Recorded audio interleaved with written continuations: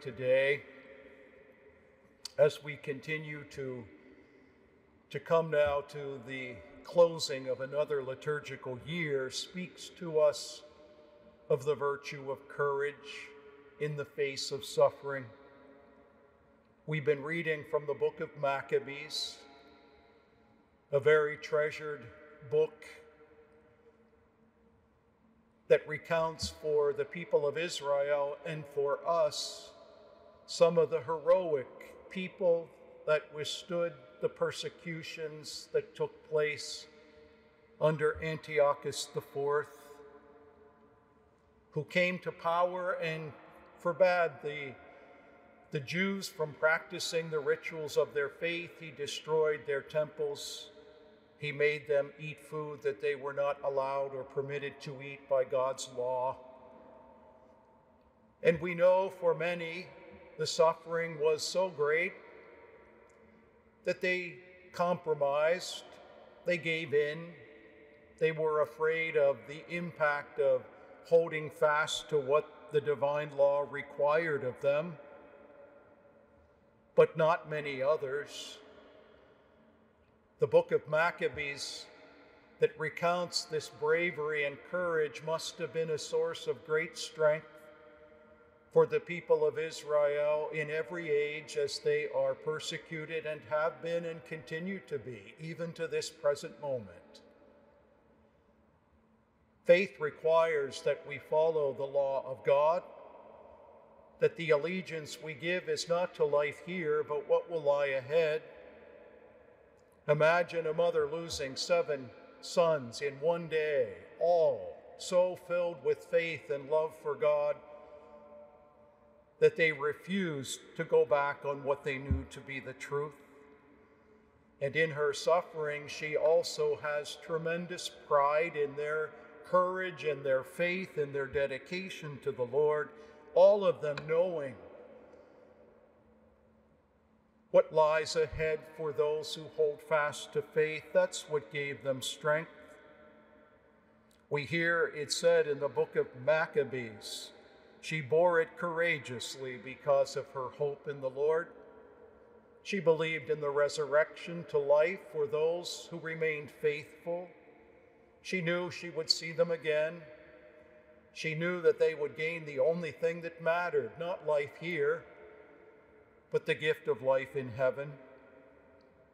It takes great courage to hold fast regardless of the consequences to all that we know and believe to be true, yet that's what God expects of all of us.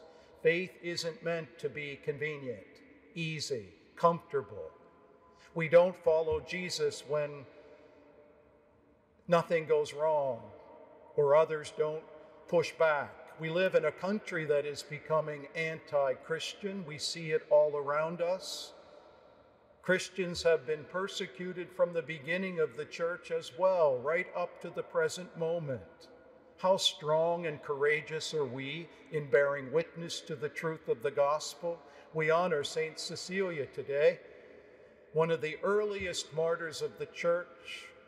She's the patron saint of musicians because she had a song of faith in her heart. That's what they said about her. She was joyful, filled with her love of God, consecrated herself as a young child to virginity. Even when her parents forced her to get married, she converted her husband, who honored that consecration that she made to God. And together they were put to death by the Roman emperors for following the Christian way. They were tortured brutally, along with others in the first century. But Saint Cecilia went to her death singing of her faith, her love for Jesus.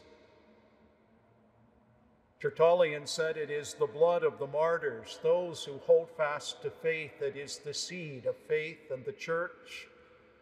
The martyrs, no matter how many there were, more and more people became Christians because they saw the commitment, the love, the witness that those Christians bore. It's true for us today. The parable in the gospel may sound familiar. We heard the version from St. Matthew a few weeks ago. This is St. Luke's version. A little different, but the same story. God has given much to us, entrusted us with much, and he is our King who will return. And each of us must give a rendering for how we've lived our lives. That's what we remember in these days leading up to Christ the King on Sunday.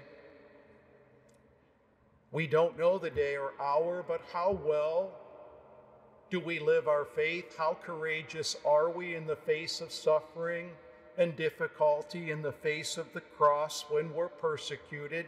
Do we hold fast to Jesus Christ? Or do we compromise, pick and choose what we like about the Catholic faith? We can't make up the faith. We can only obediently follow what Jesus has come to reveal to us, the truth of God's way.